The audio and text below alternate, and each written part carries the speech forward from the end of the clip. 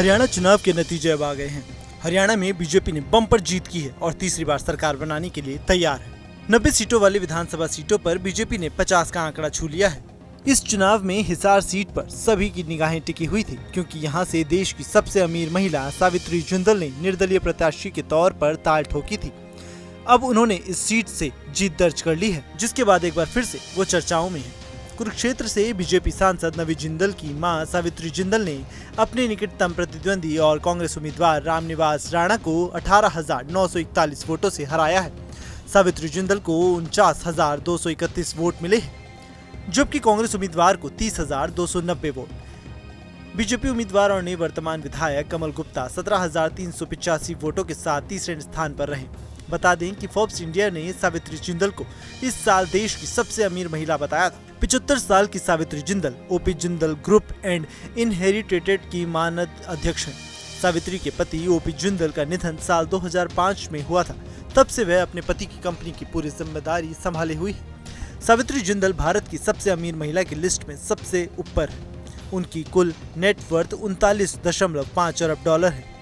सावित्री जिंदल ने 2005 में अपने पति के निधन के बाद से राजनीति में एंट्री की थी। हरियाणा की हिसार सीट से कांग्रेस के टिकट पर चुनाव लड़ी और जीती। सावित्री जिंदल का 2013 तक हिसार सीट पर कब्जा माना जाता था। इसके बाद वो 2009 में फिर से इस सीट पर चुनाव जीती।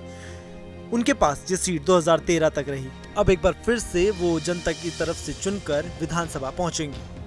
बता दें कि हरियाणा में 90 विधानसभा सीटों पर 5 अक्टूबर को वोटिंग हुई थी।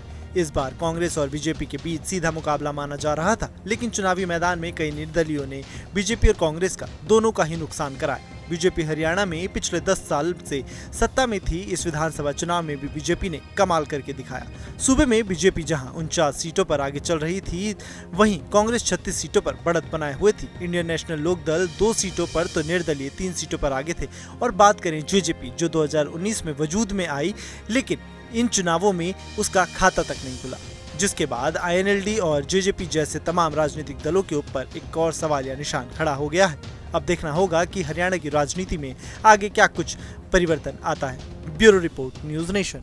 न्यूज नेशन अब व्हाट्सएप पर खबरों की ताजा अपडेट के लिए न्यूज नेशन के इस QR कोड को स्कैन करें।